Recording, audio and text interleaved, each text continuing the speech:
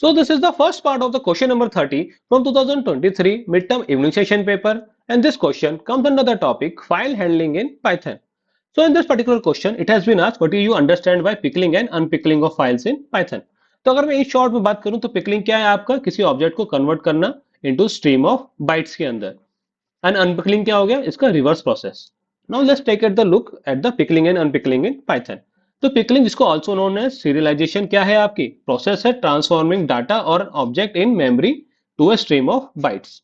अब इसको यूटिलाइज करा क्यों जाता है ताकि जो बाइट स्ट्रीम्स हैं बाइनरी फाइल के अंदर वो या तो आप इसको हार्ड ड्राइव में स्टोर करा लीजिए या फिर डाटाबेस के अंदर, चाहे चाहो तो आप इसको नेटवर्क के थ्रू उसको सेंड भी कर सकते हो.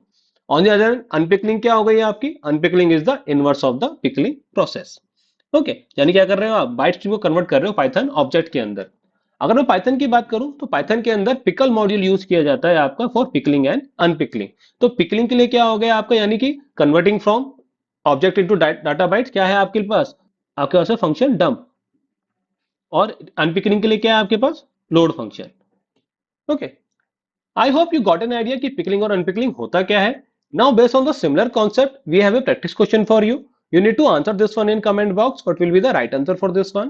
Okay guys, then that's it for the day. If you have any doubts regarding this one, feel free to ask in the comment box. Okay then, thanks for your time.